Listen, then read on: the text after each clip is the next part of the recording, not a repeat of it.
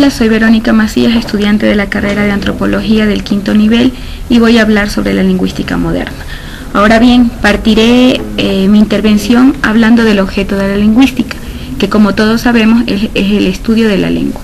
Ahora bien, entendemos que la lengua no siempre ha sido concebida de la misma manera, ni que los estudios se han enfocado a los mismos aspectos a través del tiempo, precisamente porque el estudio de la lengua es tan amplio como las diferentes etapas históricas de la humanidad.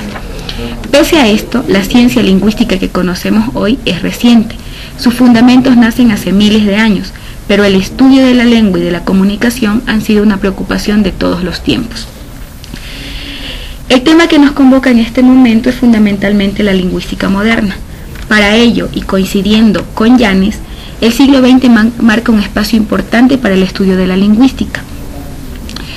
Es decir, que se entiende que no solamente desde el punto de vista histórico es el único modo científico para analizar el problema.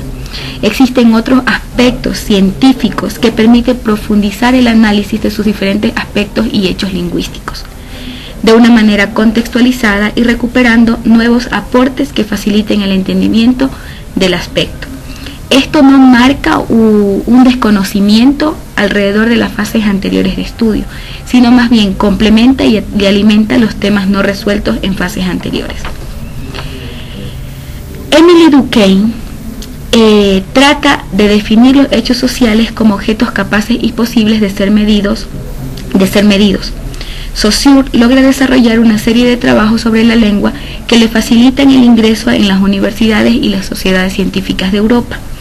Entre las principales aportaciones de Saussure se distinguen sobre todo la distinción entre los términos lenguaje, lengua y habla, la distinción entre los estudios sincrónicos y diacrónicos y la definición del signo lingüístico, distinción entre las relaciones asociativas y sintagmáticas de la lengua, noción de contenido en oposición a significación lingüística y valor, y descripción de las unidades concretas y abstractas del lenguaje. De Saussure se derivan las escuelas de Praga y de Copenhague. La primera fue fundada en 1926 y sostiene tres tesis. 1. Que es necesario realizar también estudios sincrónicos para descubrir las leyes de estructura de los sistemas lingüísticos. 2. Incluye el aspecto fonético en los que se debe distinguir el sonido como hecho físico de su representación y el uso de la lengua en los contenidos de trabajo lingüístico. Y 3. Incluye como función de la lingüística la comunicación y diferenciación de lo intelectual de lo afectivo y lo comunicativo de lo poético, con lo que pretende ser el análisis puramente lingüístico. El área más desarrollada es la de la fonología. Su autor de mayor influencia fue Trubetskoy, influenciado por Saussure y por Jespersen. La escuela de Copenhague, por su parte, tiene su mayor influencia en los estudiosos de la gramática general. Jespersen tuvo varios grupos de trabajo, con los que desarrolla la teoría llamada fonemática, que viene de fonema, y de glosemática, que busca relaciones entre el sistema fonológico y el sistema gramatical. El funcionalismo surge a partir de la escuela de Praga. Entre sus principales representantes está Jacobson y Martinelli. La tendencia de esta escuela es de tipo diacrónico, es decir, se basa en el desarrollo de las lenguas, tanto en fonología como en gramática.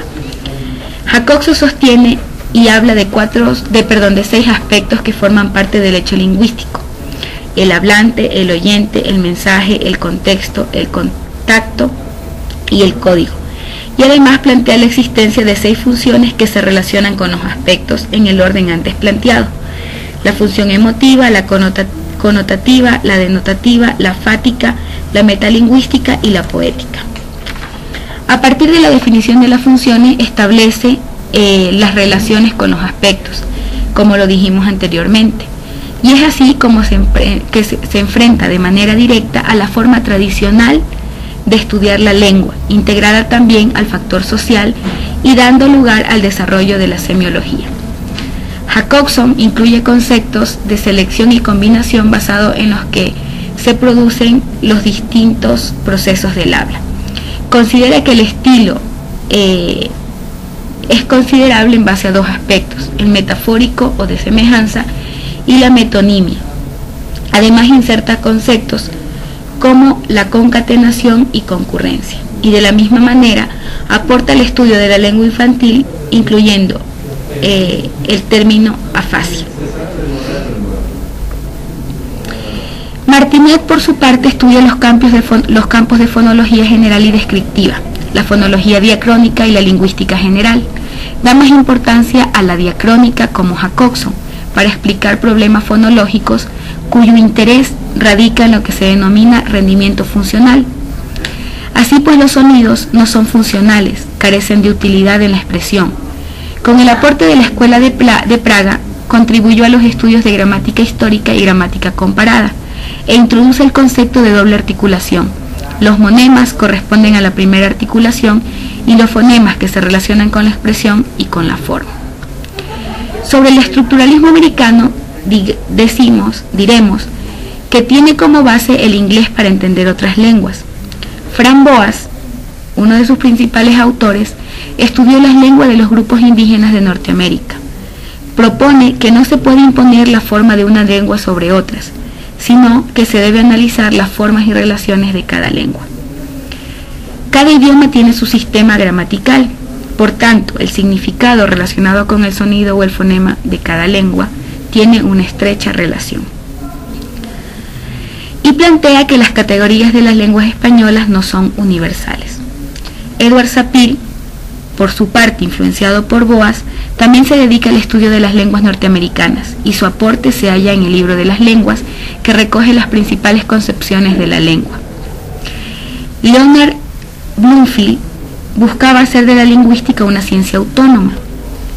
Escribe un manual de morfología en lenguas africanas, asiáticas y norteamericanas. Piquet realiza trabajos sobre fonología de varios idiomas y establece principios de análisis muy grandes en la actualidad.